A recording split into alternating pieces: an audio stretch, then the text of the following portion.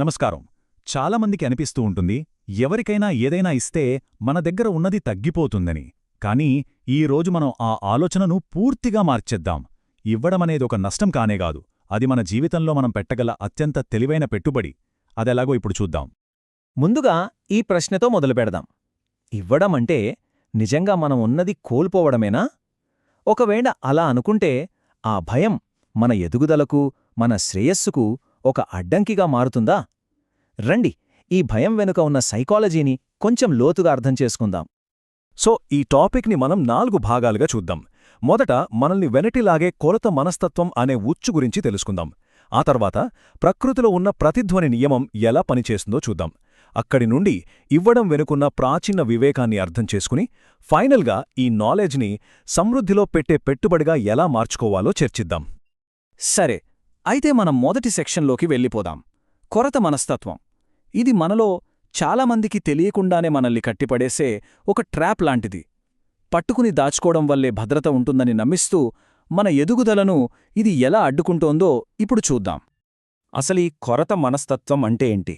సింపుల్గా చెప్పాలంటే, మన చుట్టూ ఉన్న వనరులు అంటే డబ్బు, సమయం, అవకాశాలు ఇవన్నీ చాలా పరిమితంగా ఉన్నాయని, మనం ఇతరులకిస్తే మన దగ్గరున్నవి తగ్గిపోతాయని బలంగా నమ్మడం. ఈ నమ్మకం వల్లే కూడబెట్టడమే ఏకైక భద్రత అని ఫీలింగ్ కలుగుతుంది. ఇది కేవలం డబ్బు విషయంలో పిసినారితనం కాదు, మనసుకు సంబంధించింది కూడా. ఇక్కడ చూడండి, ఈ 2 మైండ్ సెట్ల మధ్య తేడా ఎంత స్పష్టంగా ఉందో. ఒకవైపు కొరత మనస్తత్వం, భయంతో, మూసి ఉన్న పిడికిలితో, కదలకుండా నిలిచిపోయిన నీటితో పోల్చవచ్చు. ఇది చివరికి లేమికే దారితీస్తుంది. మరోవైపు సమృద్ధి మనస్తత్వం, నమ్మకంతో, తెరిచిన చేతితో, స్వేచ్ఛగా ప్రవహించే నదిలా ఉంటుంది. పంచుకోవడం ద్వారానే నిజమైన ప్రవాహం మొదలవుతుందన్నమాట. అయితే ఈ కొరత అనే ట్రాప్ నుంచి బయటపడటం ఎలా? దీనికి సమాధానం ప్రకృతిలోనే దాగి ఉంది. అదే ఈ విశ్వం యొక్క ఒక ఫండమెంటల్ ప్రిన్సిపల్, ప్రతిధ్వని నియమం. అదేనండి, లా ఆఫ్ ఎకో. మనం ఇచ్చింది ఎన్నో రెట్లుగా మన దగ్గరికే ఎలా తిరిగి వస్తుందో ఇప్పుడు చూద్దాం. ఈ ప్రతిధ్వని నియమం చాలా సింపుల్. కొండల్లోకి వెళ్ళి మనం ఏం అరిస్తే అదే మనకు తిరిగి వినిపిస్తుంది కదా? లైఫ్ కూడా అంతే. ఇది ప్రకృతిలో మనం తప్పించుకోలేని ఒక సూత్రం. మనం ఈ ప్రపంచానికి ఏ ఎనర్జీని ఇస్తామో, అది ప్రేమైనా, ద్వేషమైనా, సహాయమైనా, అదే ఎనర్జీ మన జీవితంలోకి తిరిగి ప్రతిధ్వనిస్తుంది. ఈ రైతు ఉదాహరణ ఈ నియమాన్ని చాలా అద్భుతంగా వివరిస్తోంది. చూడండి, రైతు ఒక్క విత్తనాన్ని భూమికిస్తున్నాడు. చూడ్టానికదొక త్యాగంలా అనిపించొచ్చు.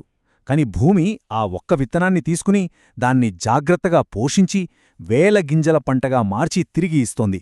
అంటే ఇవ్వడమనేది నష్టం కాదు, అది గుణకారానికి నాంది అన్నమాట.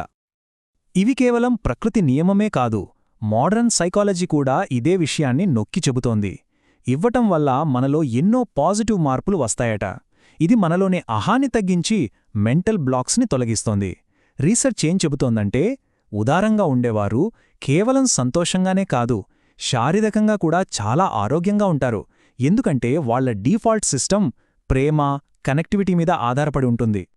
ప్రకృతి, సైన్స్ మాత్రమే కాదు, వేల సంవత్సరాల ప్రాచీన జ్ఞానం కూడా ఉదారత యొక్క శక్తిని ఎప్పుడో గుర్తించింది. ఇప్పుడు ఇవ్వడం వెనుక ఉన్న ఈ లోతైన వివేకాన్ని, మన పూర్వీకులు చెప్పిన సత్యాలను ఒకసారి పరిశీలిద్దాం.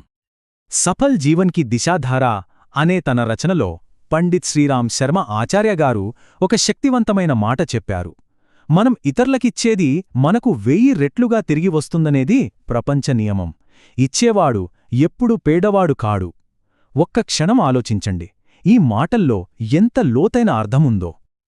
సో సింపుల్గా చెప్పాలంటే, ఉదారంగా ఉండే మార్గం మనకు కొన్ని స్పష్టమైన వాగ్దానాలు చేస్తుంది. మనం మన ప్రేమను, జ్ఞానాన్ని లేదా సమయాన్ని ఇతరులతో పంచుకున్నప్పుడు మన పర్సనాలిటీ ఒక మ్యాగ్నెట్లా ఆకర్షణీయంగా మారుతుంది. మనలో దాగి ఉన్న అంతర్గత శక్తి బయటకొస్తుంది. ఇది మన భవిష్యత్తు ఆనందం, శాంతి మరియు సెల్ఫ్ రెస్పెక్ట్ కోసం మనం చేసే అత్యంత తెలివైన పెట్టుబడి. ఇప్పుడు మన ప్రయాణంలో చివరి, ఇంకా చెప్పాలంటే చాలా ముఖ్యమైన విభాగానికొచ్చేశాం: సమృద్ధిలో పెట్టుబడి. ఇప్పటిదాకా మనం తెలుసుకున్న ఈ అద్భుతమైన విషయాన్ని మన డైలీ లైఫ్లో ఎలా అప్లై చేసుకోవాలో, ఎలా ఆచరణలో పెట్టాలో ఇప్పుడు చర్చిద్దాం. ఈ మొత్తం విశ్లేషణ నుండి మనం గుర్తుంచుకోవాల్సిన ముఖ్యమైన విషయాలు ఇవి. ఇవ్వడం అనేది ఒక లాస్ కాదు, అది ఒక కాస్మిక్ బ్యాంక్లో మనం చేసే ఇన్వెస్ట్మెంట్. మన సమయాన్ని, టాలెంట్ని ఇతరులతో పంచుకోవడం మన మెంటల్ స్ట్రెస్ని తగ్గించి శాశ్వతమైన ఆనందాన్ని ఇస్తుంది. నిజానికి ఉదారంగా జీవించడమే మన అసలైన, మన సహజ స్వభావం. అందుకే ఈ విశ్లేషణను ముగించే ముందు ఒక్క చిన్న ప్రశ్న. ఈరోజు మీ సమయం లేదా టాలెంట్లో ఏదైనా ఒక చిన్న భాగాన్ని ఇతరుల కోసం పెట్టుబడిగా పెట్టగలరా?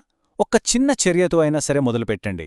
ఎందుకంటే గుర్తుంచుకోండి, పంచుకోవడం ద్వారానే అసలైన సమృద్ధి మొదలవుతుంది.